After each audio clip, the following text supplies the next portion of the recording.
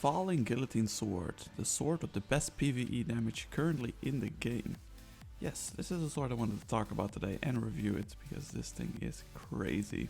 I will tell you how to get it, where you can farm it. It's pretty easy to farm actually, and what perks you're looking for. So let's get right into it.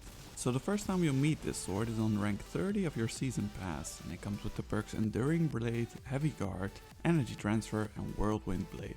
And the perks on this sword are not the worst, also not the best. The first perk, you want something that increases the damage as much as possible, and this one decreases the damage actually for more ammunition. Then the second perk, you actually want more charge rate, so your weapon charges up faster so you can use more heavy attacks, hence more damage.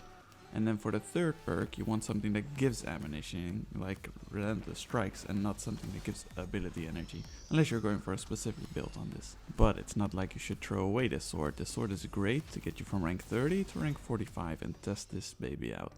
And then when you hit that sweet rank 45, you can finally farm for this sword, and also another very good weapon actually. So when you're hitting rank 45, you can focus your Umbral engrams for arrival focused engrams, and that'll give you the Cold Denial Pulse Rifle and the Falling Guillotine Sword. And those are two of the most sought after weapons this season, it seems like, because Pulse Rifles just got a buff, and this sword is Dark Drinker 2.0. It has the best damage in PvE for swords, so you definitely want to farm out a god roll for this one. So here's an overview of all the perks you want on your Falling Guillotine Sword. In column 1, you want perks that increase your impact damage for more damage. So you'll be looking at Jagged Edge as your first pick, then Owned Edge is still good, then Tempered Edge, and then Hungry Edge. Hungry Edge gives +0 impact, but it gives some ammunition, so it's at least something. And then in column 2, you want perks that increase your charge time so you can do more heavy attacks, hence more damage. So Swordmaster's Guard is your number 1 pick here.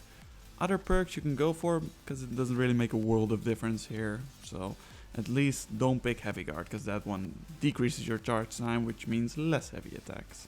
Then for column 3 you want perks that give you ammunition on either hitting enemies or killing enemies. So Relentless Strikes is your best pick here, because 3 light strikes and you'll get ammunition.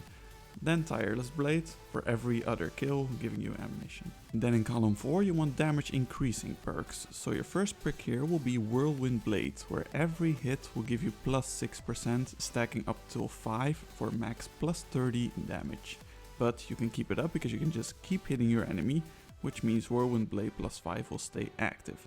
That's why this is the number 1 pick here. Then your second pick would be Surrounded plus Surrounded Spec. Just Surrounded without the Surrounded Spec will give you +25 damage. If you put the spec on it, you'll get +36 damage, which is also still very good. But you do need 3 enemies around you to activate this perk. Then your last pick could be Counter Attack for +50 damage. Sounds like a lot, but you need to activate it as soon as you get hit by the enemy that you're wanting to attack. And you don't really want to take damage as soon as you want to attack with this sword, so Whirlwind Blade would be your best pick here. So the god roll Falling Guillotine would be the one with Jagged Edge, Swordmaster's Guard, Relentless Strikes and Whirlwind Blade.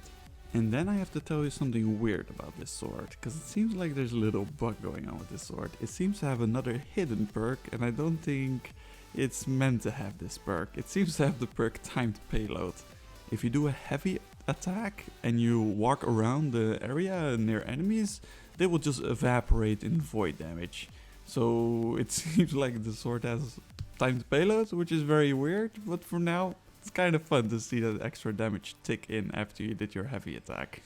My advice would be to save all your altered elements, just drop it in your vault. You can just drop it in your vault, I didn't even know that in the beginning.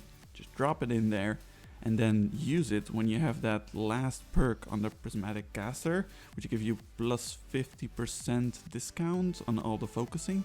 So that makes the focusing from 100 to 50 altered elements, at least for the arrival one. So then you can farm out a lot more swords and pulse rifles. So yeah, let me know in the comments down below what kind of rolls you guys have, and if you enjoyed this video, please leave a like and maybe consider subscribing because I'm doing more reviews. And thanks for watching, guys.